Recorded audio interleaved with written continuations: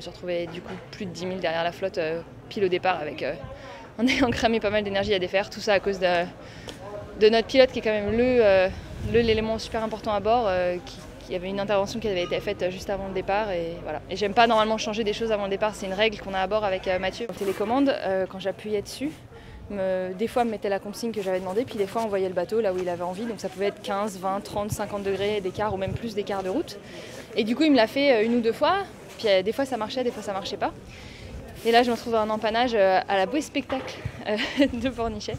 Et en fait j'ai mis le pilote dans l'empannage, et quand on est en manœuvre comme ça, on n'a pas le temps, enfin on regarde aussi ça va, mais sauf que là j'ai mis le pilote, puis j'ai pas eu de chance, c'est là où il a envoyé la barre avec le plus gros écart, mais le temps de faire stop et de rattraper c'était déjà trop tard, et en fait le spi s'est entouré autour de l'étai, parce qu'il a mis la barre dans le mauvais sens, quoi. S'il avait loffé ça allait, mais il a empanné. Et du coup, le spi s'est entouré autour de l'étai. Normalement, ça arrive des fois dans un empannage, mais il y a un tour et on réempanne, on le défait. Sauf que là, j'étais à la Bouée Spectacle, il n'y avait pas d'eau, beaucoup d'eau pour courir, pour défaire ça.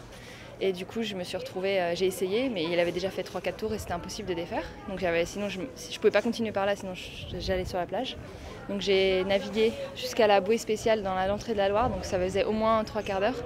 J'ai défait le plus que de nœuds que je pouvais en bas pour que le spi se gonfle, et puis j'ai navigué comme ça. Et j'ai pu seulement abattre dans l'estuaire de la Loire pour défaire la cocotte. Donc l'énergie dépensée, le temps perdu, c'était assez horrible. Puis j'ai aussi mon alternateur moteur qui a cassé la première nuit. L'axe qui tient les poulies et les courroies de l'alternateur, ça a été mal monté en usine. Et du coup, tout est parti, et j'ai allumé pour charger. Et gros bruit. Et puis j'ai retrouvé toutes les poulies de l'alternateur et les courroies dans le fond du bateau, et c'est là que c'était cassé, donc je ne pouvais pas remonter. Et après, je me suis dit c'est pas grave, j'étais dans un bon état d'esprit malgré ces 10 000 de retard.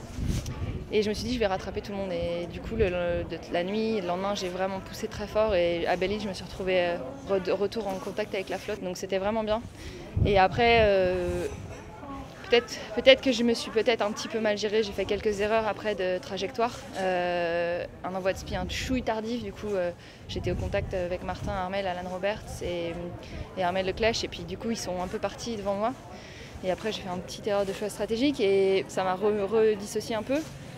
Ensuite, du coup, je voyais plus personne à la IS parce qu'on s'est vite tous perdus, et j'étais pas la seule. On était beaucoup, vu que la flotte s'était vraiment étalée à plus voir, donc on sait pas où la flotte passe. Donc pendant 2 jours, c'était comme ça. Et j'ai fait le choix de passer au nord des Scilly, à l'est, de monter nord. Et il s'est avéré que c'était le bon choix sur la stratégie, donc ça j'étais contente, c'était un bon choix météo. Vu que j'étais derrière au départ, je savais qu'il y avait du thermique qui rentrait proche des côtes, il fallait partir au nord de Belle-Île, et vu que j'étais derrière, de toute façon j'avais rien à perdre là-dessus. Et quand on s'est retrouvé dans la Molle, donc il y avait des bateaux sous Belle-Île, des bateaux au nord de Belle-Île, on s'est retrouvé dans la Molle, et en fait moi j'avais une jolie porte de sortie pour partir vers le nord. Donc j'y ai beaucoup réfléchi, parce que aussi il faut jamais prendre des options trop extrêmes en Figaro, parce que des fois on peut aussi ramasser beaucoup. Et j'ai choisi de faire ça, et ça a vraiment payé, c'est comme ça que je suis revenue, c'était à l'Île-Dieu. Je suis montée au nord et que je suis revenue avec tout le monde à Belle-Île. Après, le deuxième est, ça c'était une erreur. En fait, au niveau énergie, je pense que j'ai trop poussé après le départ pour rattraper tout le monde. J'étais vraiment à fond, mais j'étais dans un bon mode, et j'avais tellement poussé avant que je pense que j'étais pas assez lucide pour réfléchir vraiment, et j'aurais dû pas aller là, c'était pas une bonne solution. Et ensuite pour les Scilly, donc la partie nord, au milieu des Scilly c'était clair, dégagé. Donc j'ai bien regardé la cartographie avant d'y aller, c'était pas large, mais il y avait de l'eau, la marée était bonne, il fallait vraiment être à fond sur la carto. Les fichiers météo collaient pas vraiment à ce qu'on avait en réalité. Le Talweg, donc c'est le bout d'une dépression qui se creuse en forme de V, qui nous est passé dessus, était beaucoup plus fort, vraiment les timings n'étaient pas collés du tout que prévu. Donc j'ai beaucoup réfléchi, j'ai ouvert tous les fichiers météo que j'avais à bord, j'en avais 4 ou 5 différents, j'ai regardé qu'est-ce qui collait le plus, j'ai regardé les timings, est-ce que le fichier est en retard de quelques heures, est-ce qu'il est en avance de quelques heures, et puis les roadbooks que Jean-Yves Bernot nous avait fait avant le départ avec le pôle Finistère. Et en fait, avec toutes ces décisions-là, c'était vraiment de la pure réflexion. Je me suis dit, monter au nord, c'est quand même l'option qu'il faut. Donc voilà, j'ai fait ça, et là, je pense que c'était du coup la bonne décision. Donc sur ces 3 choix, il y en avait un qui était vraiment mauvais et 2 qui étaient très bons, donc ça va. Ça aurait pu finir un petit peu mieux. Moi, j'ai vu sur ma trajectoire 2-3 petites erreurs, et ça se joue à rien, hein. Je pense qu'il y en a d'autres qui l'ont dit, ça peut être un mauvais virement, et puis on perd beaucoup de place.